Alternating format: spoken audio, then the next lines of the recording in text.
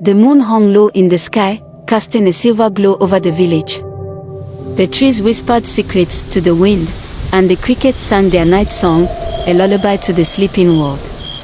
But I was not sleeping. I was wide awake, my heart pounding in my chest as I sat beside Femi, the man I had come to love more than life itself. Femi had always been a part of the village, just like the trees, the river, and the dusty paths that led to the fields. But he was different from the other boys. There was a fire in him, a burning desire for something more than the simple life we all knew. He had dreams that reached beyond the horizon, dreams that included me. That night, we sat together on a fallen tree trunk, away from the prying eyes of the village. Femi's hand was warm in mine, and his voice was soft as he spoke of the future. "Bidemi," he said, his voice filled with a quiet intensity, "I want to take care of you. I want to give you a life better than this." I looked at him, my heart full of hope and fear. "This life is all I know, Femi," I replied. "What more could we need than what we have here?" He smiled, that smile that always made my heart skip a beat. "We have each other, and that's all that matters. But there's more out there, Bidemi. There's a world beyond this village, and I want to see it. I want to bring back something better for us, for our future." I could see the fire in his eyes, the passion that drove him. It was that same fire that had drawn me to him in the first place. Femi was different, and I loved him for it. But the thought of him leaving, of him going out into that big, unknown world, filled me with a fear I couldn't quite put into words. "You want to leave?" I asked, my voice trembling slightly. He nodded, squeezing my hand. "Just for a while. I want to go to Lagos, find work, and save money. Then I'll come back, and we can build a life together. A life that's better than anything we've ever known." Lagos. The name sounded so distant, so far away from the only life I had ever known. But I knew that Femi was serious. He wasn't like the other boys in the village, content to live the same life their fathers had lived. He wanted more, and he wanted it for us. "I'll come back, Bidemi," he promised, his voice firm. "I swear to you, I'll come back." I wanted to believe him. I wanted to believe that our love was strong enough to survive the distance, the time, the unknown. But deep down, a part of me was afraid. Afraid that once he left, things would never be the same again. But I couldn't hold him back. I couldn't be the one to keep him from his dreams. So I nodded, forcing a smile. "I'll wait for you, Femi," I said, my voice barely above a whisper. He pulled me close, his arms wrapping around me in a tight embrace. I closed my eyes, breathing in the scent of him, the warmth of his body against mine. In that moment, I wanted nothing more than to freeze time, to hold on to this moment forever. But I knew that wasn't possible. Femi would leave, and I would be left behind, waiting. Waiting for the letters, for the news, for the day he would come back to me. As we sat there under the moon, I couldn't shake the feeling that our lives were about to change forever. And deep down, I feared that it wouldn't be for the better. The days after our night under the moon were filled with a strange mixture of hope and dread. Femi was excited, his mind already in Lagos even though his feet were still planted in the village. He talked constantly about the opportunities that awaited him, the money he would make, and the life he would bring back to us. I tried to share his enthusiasm, but the thought of him leaving gnawed at me. The village was all I had ever known. My parents, my friends, the familiar paths and routines, it was a world that was small but safe. The idea of Femi leaving this safety for the chaos of Lagos filled me with an unease I couldn't shake. But I kept my fears to myself. Femi's excitement was contagious, and I didn't want to dampen his spirits. He would sit with me, sketching out plans for our future, describing the house he would build, the children we would have, the life we would share. It all sounded so wonderful, so perfect, that I almost believed it could come true. The village was buzzing with talk of Femi's plans. Everyone knew he was different, that he was destined for more than the simple life of a farmer. Some admired his ambition, while others were more skeptical. They whispered that Lagos was a dangerous place, full of temptations and traps. But Femi was undeterred. "Bidemi," he would say, his eyes alight with dreams, "this is our chance. Our chance to have something more." I would nod, trying to match his enthusiasm. But a part of me was still afraid. What if he didn't come back? What if the city swallowed him up, took him away from me forever? The day of his departure came faster than I had expected. The night before, we sat together once more, this time by the river. The water flowed quietly beside us, the moon reflecting off its surface like a silver ribbon. Femi held my hands in his grip strong and reassuring. "I'll be back before you know it," he said, his voice full of confidence. "And when I return, we'll start our life together. A life that's better than anything we've ever known." I nodded, tears prickling at the corners of my eyes. "I'll wait for you, Femi," I whispered, my voice trembling. He leaned in and kissed me, a soft, lingering kiss that felt like both a promise and a goodbye. When he pulled away, he looked into my eyes, his expression serious. "I love you, Bidemi," he said, his voice low and intense. "I've loved you since the first moment I saw you. And I'll love you until the day I die." My heart swelled with emotion, and I could barely speak. "I love you too, Femi," I managed to say, my voice choked with tears. We sat there in silence for a while, just holding each other, both of us aware that this might be the last time we would be together for a long time. The night air was cool, the stars twinkling above us, but all I could feel was the warmth of Femi's arms around me. When morning came, it was time for Femi to leave. The entire village gathered to see him off. His family, friends, and even those who barely knew him came to wish him well. There was an air of excitement, a sense that Femi was embarking on a great adventure. I stood at the edge of the crowd, my heart heavy. Femi caught my eye and smiled, that same smile that had always made me feel like the most important person in the world. He walked over to me, took my hands in his, and squeezed them gently. "I'll be back, Bidemi," he said, his voice firm. "Wait for me." I nodded, tears streaming down my face. "I'll wait for you, Femi," I whispered. He kissed my forehead, then turned and walked away, disappearing into the crowd. I watched him go, my heart aching with every step he took. As the crowd began to disperse, I stood there alone, watching the path where Femi had disappeared. The world felt emptier without him, the village quieter, the sky a little less bright. I knew that I would wait for him, no matter how long it took.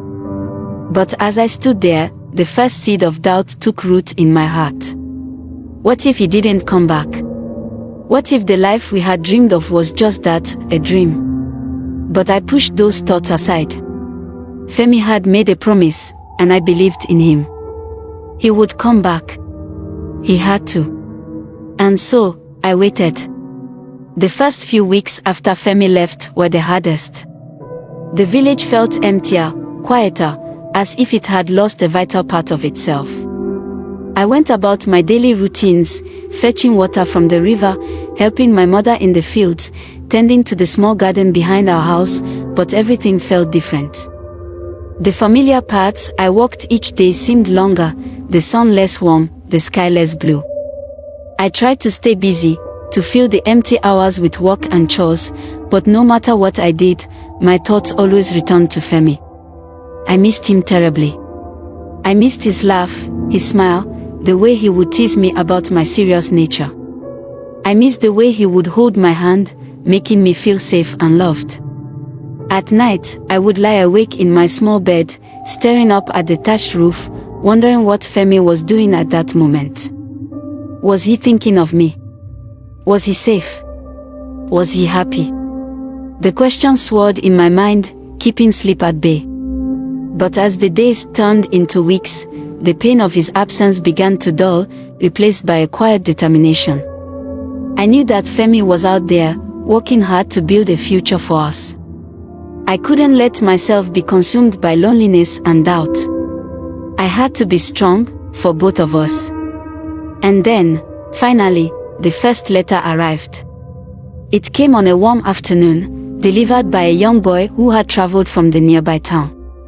I remember the way my heart leaped in my chest when he handed it to me, the way my fingers trembled as I broke the seal and unfolded the paper. The letter was short, written in Femi's familiar handwriting. He told me about the city, about the crowds and the noise, the tall buildings and the busy streets. He wrote about the job he had found, working as an assistant in a shop owned by a wealthy trader. The work was hard, he said, but he didn't mind. He was doing it all for us. He ended the letter with a promise, "I'll come back for you, Bidemi. Just wait for me a little longer." I read the letter over and over, each word filling me with a renewed sense of hope. Femi hadn't forgotten about me. He was still thinking of me, still planning our future together. The city hadn't changed him, hadn't taken him away from me. For a while, the letters came regularly, each one bringing news of Femi's progress. He wrote about the money he was saving, the plans he was making for our life together.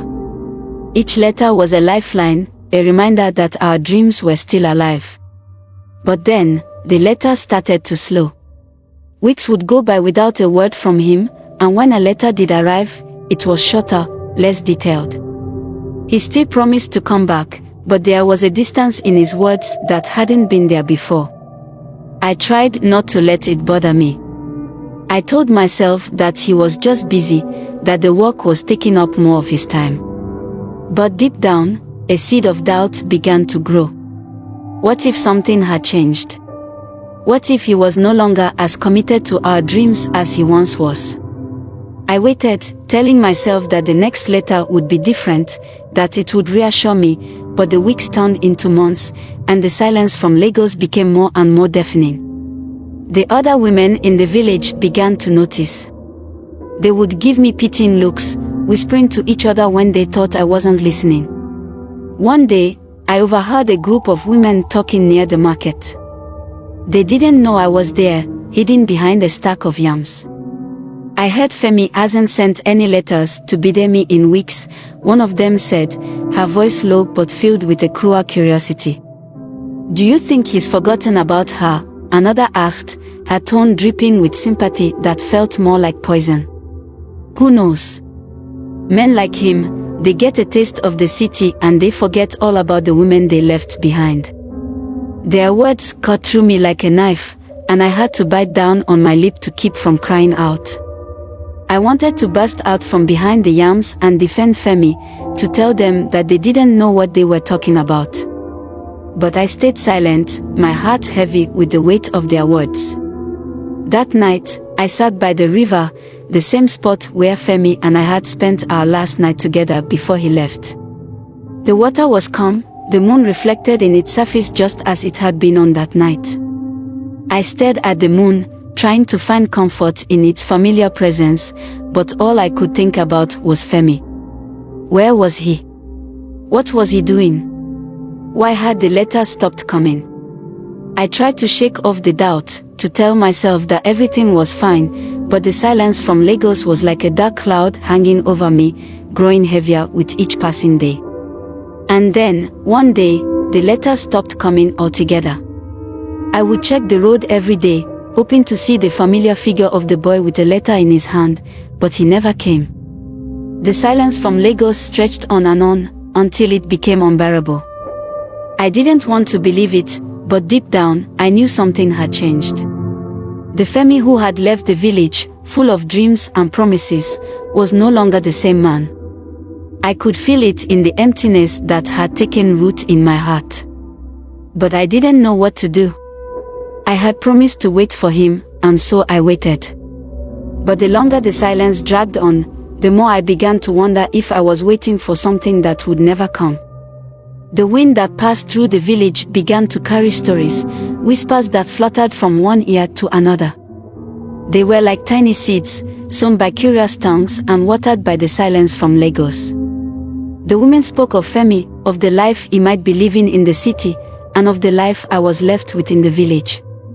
Days turned into weeks, and the whispers grew louder, carried on the wind like a cruel lullaby that followed me wherever I went.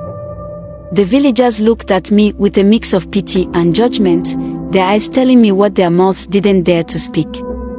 Bidemi, my mother said one evening, as we sat outside our hut, shelling groundnuts in the fading light. You should stop waiting by the road every day. It's not good for you to hold on to something that may not come back. Her words were gentle, but they cut through me all the same. I had noticed the way she watched me, her eyes full of concern as I made my daily pilgrimage to the road, hoping for a letter that never arrived. She never said anything before, but I could feel her worry growing, just as the whispers in the village grew louder. I'm not giving up on him, I replied, my voice firmer than I felt. He promised he would come back. My mother sighed, her hands pausing in their walk. Promises are easy to make, Bidemi. But keeping them, that's another thing entirely. I wanted to argue with her, to tell her that Femi was different, that our love was strong enough to survive anything. But the silence from Lagos weighed heavily on my heart, and I could feel the doubt creeping in, like a cold wind that refused to be shut out. I stood up, suddenly unable to sit still. I'm going to the river, I said, more to myself than to her. The walk to the river was one I knew well, a path I had walked countless times with Femi. The memories of those walks, of the laughter and the dreams we shared, played in my mind like a haunting melody that I couldn't escape. When I reached the river, I sat down on the bank, staring out at the water. The moon was rising, casting a pale light over the rippling surface. I closed my eyes, letting the sounds of the night wash over me, trying to find some peace in the familiar rhythm of the world around me. But peace was elusive.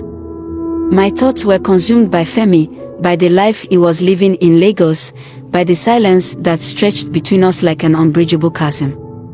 I wanted to believe that he was still the same man who had held me under the moonlight, who had promised to come back for me. But the longer the silence dragged on, the more I began to doubt. The wind rustled the leaves of the trees, carrying with it the faint sound of voices from the village. The whispers had followed me, even here, to the place that had once been my refuge. They were like ghosts, haunting me with their cruel speculation. Maybe he's found someone else, one voice whispered. He's in the city now. Things are different there, another voice chimed in. The words echoed in my mind, feeding the doubt that had taken root in my heart. I tried to push them away, but they clung to me, refusing to be silenced. The wind picked up, and I pulled my shawl tighter around me, shivering despite the warmth of the night. I couldn't escape the feeling that something had changed, that the life I had been waiting for was slipping further and further out of reach. I stayed by the river until the moon was high in the sky, until the voices from the village had faded into the distance. But even in the silence, the whispers lingered, like a shadow that I couldn't shake. When I finally stood up to leave, I felt a heaviness in my chest, a weight that I couldn't ignore. The path back to the village seemed longer than before, each step a reminder of the distance that now lay between Femi and me. I reached the edge of the village and paused, looking back towards the river, towards the place where our dreams had once seemed so real. But now, those dreams felt like nothing more than a distant memory, a story that had been told a long time ago, in a different world. As I turned back towards the village, I felt the first tear slip down my cheek. It was followed by another, and then another, until I was crying silently, the tears falling freely in the darkness. I didn't know if Femi would ever come back, if the life we had dreamed of would ever become a reality. But in that moment, standing on the edge of the village, I knew that the silence from Lagos had changed everything. The wind whispered through the trees, carrying with it the faint sound of my own sobs, a mournful echo of the love that had once filled my heart. Time moved in strange ways after the letters stopped coming. The days stretched on endlessly, each one blending into the next, a blur of chores and loneliness. The village carried on as it always had, but for me, everything had changed. The hope that had once filled my heart had been replaced by a heavy, aching emptiness. It was in the midst of this darkness that I discovered the secret I had been carrying. It started as a subtle change, a feeling that something was different within me. At first, I thought it was just the stress, the worry that had been gnawing at me ever since Femi left. But as the days passed, I began to realize that it was something more. I was pregnant. The realization hit me like a thunderclap, sending shockwaves through my entire being. I had never imagined this, never thought that I would be left alone in the village, carrying Femi's child without him by my side. At first, I tried to deny it. I told myself that it wasn't possible, that I was just imagining things. But the signs were there, undeniable and clear. My body was changing, my emotions were all over the place, and deep down, I knew the truth. I was going to have Femi's baby. The fear was overwhelming. How could I raise a child on my own? What would the village say? What would my parents do when they found out? The questions swirled in my mind, each one more terrifying than the last. I kept the secret to myself, too scared to tell anyone, not even my mother. I wasn't ready to face the consequences, to admit to myself that this was really happening. So I pretended that everything was normal, that nothing had changed, even as the truth grew within me, impossible to ignore. But secrets have a way of coming to light, no matter how hard you try to keep them hidden. One morning, as I was fetching water from the river, I felt a wave of dizziness wash over me. The world spun around me, and I had to sit down on the bank, clutching my stomach as I waited for the feeling to pass. My mother, who had been walking in the garden nearby, saw me and rushed over, her face filled with concern. "Bidemi, are you alright?" she asked, her voice laced with worry. I nodded, trying to smile. "I'm fine, Mama. Just a little tired." But my mother wasn't convinced. She knelt beside me, her eyes searching my face for answers. "You've been looking pale lately," she said, her tone gentle but firm. "And you've been more tired than usual. What's going on, Bidemi?" I couldn't hold it in any longer. The fear, the anxiety, the weight of the secret I had been carrying, it all came crashing down on me in that moment. The tears welled up in my eyes, and before I knew it, I was sobbing uncontrollably. "Mama, I'm so sorry," I cried, my voice choked with tears. "I didn't mean for this to happen. I didn't know. I didn't know I was pregnant." My mother's face went pale, and she stared at me in shock, her hands trembling as she reached out to touch my cheek. "Bidemi, you're pregnant," she whispered, as if she couldn't believe the words. I nodded, unable to speak, the tears streaming down my face. For a moment, my mother was silent, her eyes filled with a mixture of shock, fear, and something else, something that looked like pain. She pulled me into her arms, holding me tightly as I cried into her shoulder. "We'll get through this, Bidemi," she said, her voice steady but soft. "We'll get through this together." The words were meant to be comforting, but they only made the fear and guilt inside me grow stronger.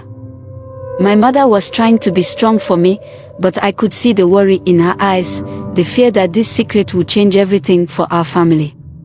As the days passed, the news of my pregnancy spread through the village like wildfire. The whispers that had once been about Femi and his silence from Lagos were now about me and the baby I was carrying. The village women looked at me with a mix of pity and judgment, their eyes following me wherever I went. "Bidemi, pregnant without a husband," I overheard one woman say as I passed by the market. "What a shame.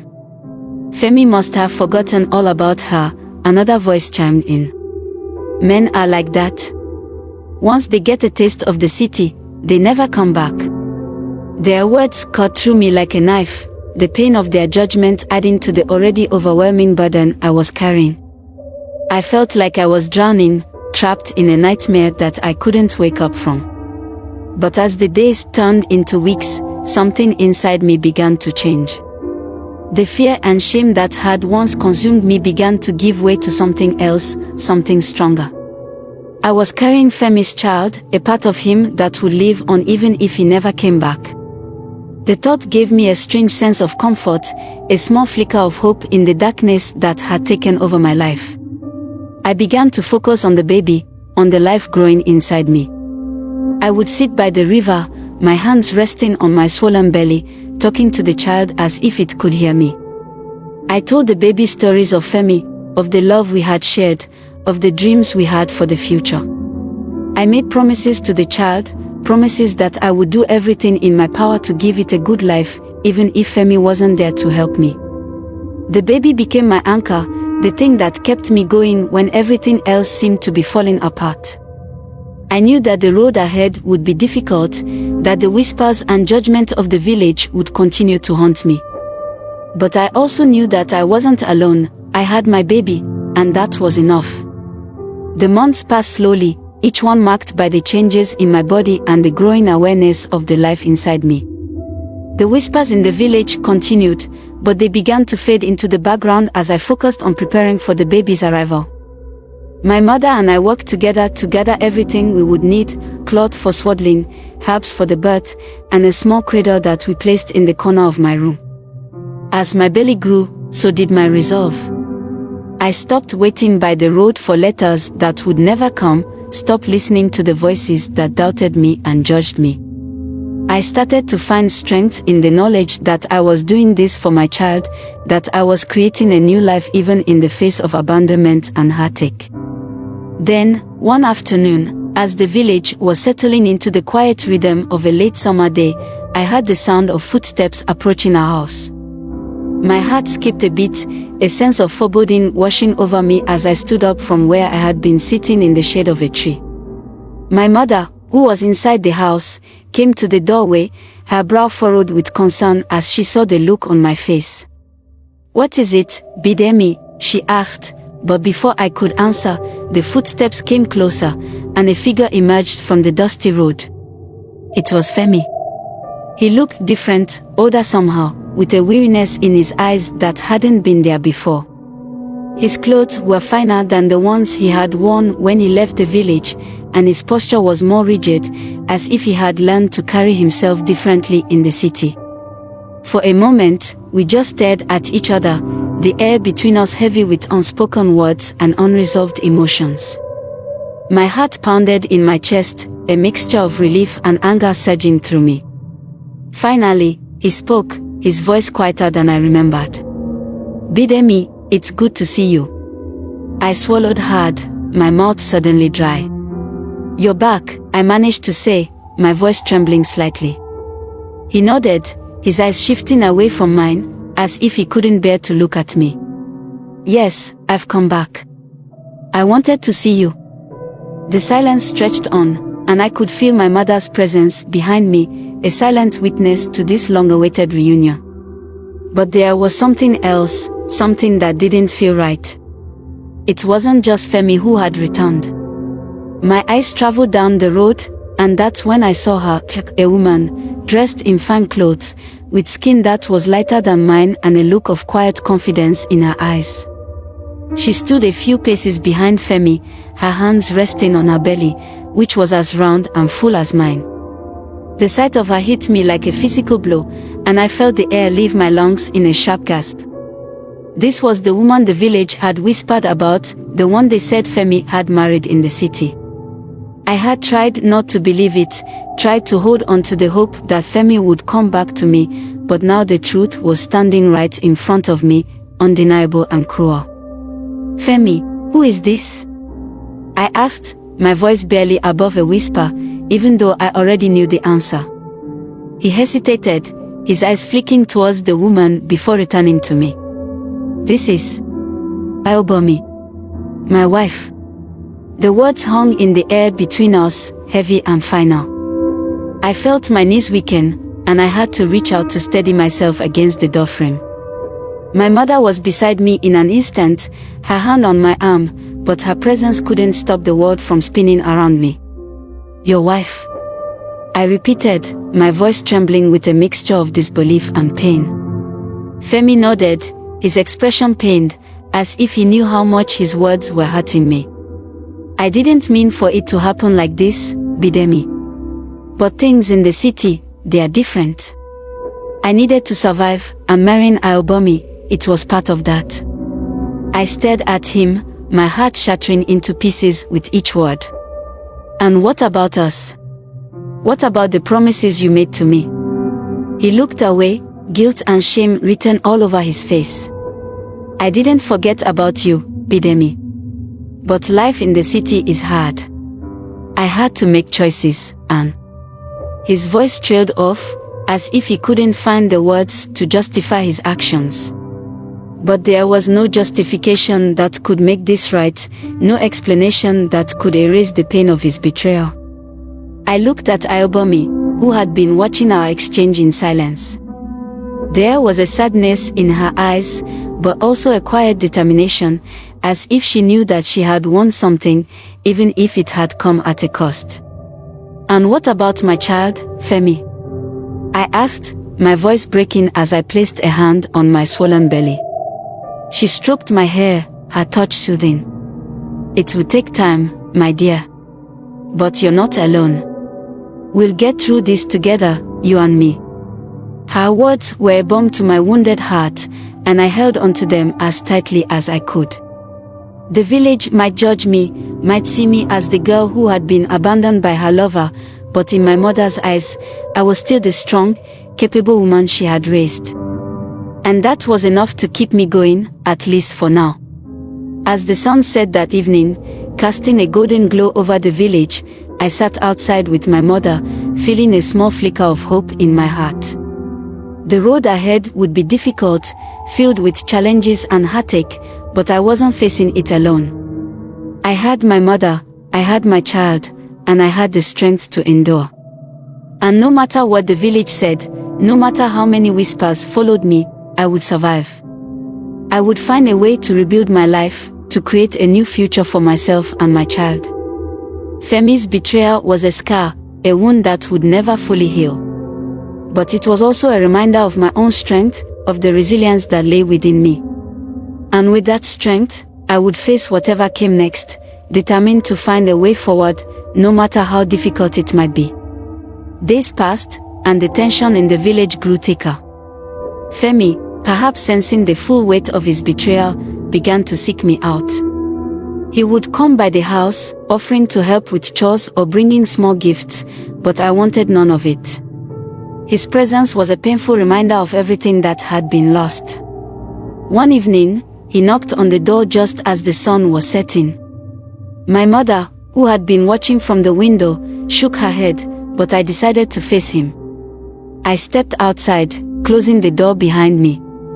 Bidemi, please, just hear me out, he began, his voice soft, pleading. I crossed my arms, keeping my distance. What do you want, Femi? He sighed, running a hand through his hair. I know I've hurt you. I know I've made terrible mistakes, but I want to make it right. I want to be part of our child's life. His words stirred something in me, but not enough to erase the pain. You made your choice, Femi. You left me, and you married someone else. Our child isn't a consolation prize. I know, he said quickly. But I'm still the father. I want to help, to be there for you both. I looked into his eyes, searching for sincerity. There was regret, but it wasn't enough to undo the damage. It's not that simple, Femi. You can't just walk back into my life like nothing happened. He nodded, as if expecting this. I understand. But please, think about it. I want to be there for our child. I'll do whatever it takes. I didn't respond, just turned and walked back into the house. Femi might have wanted to reconcile, but the scars of his betrayal were too deep. His words hung in the air, but they couldn't change what had already been broken. The day of my child's birth arrived with the first light of dawn. My mother was by my side, guiding me through the pain, her calm presence a lifeline as the contractions intensified. The women of the village, despite their gossip and judgment, came to help, bringing herbs, water, and comforting words. The labor was long and arduous, but as the sun reached its peak in the sky, I heard the first cries of my child, a strong, healthy boy.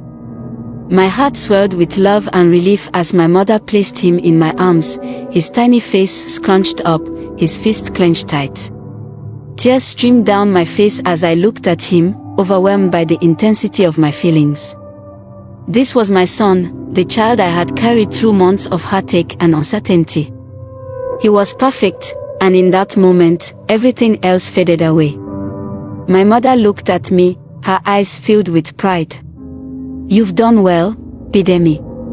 He's beautiful." I nodded, unable to speak, just holding my son close as he quieted in my arms. The pain of the past months didn't disappear, but it was softened by the joy of this new life. I had something to hold on to, someone to fight for. As the women left, congratulating me and offering blessings for the child, I felt a new sense of purpose. Femi's betrayal had hurt me deeply, but it had also brought me this gift, my son, my reason to keep going. The weeks after my son's birth were filled with a different kind of exhaustion, but also a deep sense of fulfillment. My days were spent caring for him, learning the rhythms of his needs, and finding peace in the simple acts of motherhood. Femi came by often, bringing gifts for the baby, trying to involve himself in our lives. I let him see his son, but I kept a distance between us. I couldn't forget what he had done, couldn't allow myself to believe in the man who had once promised me the world only to abandon me. The village began to accept my new life. The gossip died down, replaced by nods of respect as I walked through the market with my son strapped to my back. I had survived the worst, and now I was stronger for it. One afternoon, as I sat outside with my mother, watching my son sleep, she turned to me with a gentle smile. "You've come a long way, Bidemi. I'm proud of you." I looked at her, feeling the weight of her words. "Thank you, Mama. I couldn't have done it without you." She nodded, her eyes full of love. "You're stronger than you know, my dear. And now, you have a future to look forward to, a future with your son." I smiled, feeling the truth of her words settle in my heart. The pain of the past would always be there, a shadow that lingered at the edges of my memories, but it no longer defined me. I had a new life now, one built on the strength I had found within myself. As the sun set, casting a warm glow over the village, I held my son close, feeling a sense of peace that had eluded me for so long. This was my new beginning, a chance to build a life filled with love and hope, no matter what had come before.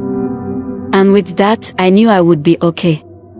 The future was uncertain, but I was ready to face it, with my son by my side and the strength of my own spirit guiding the way.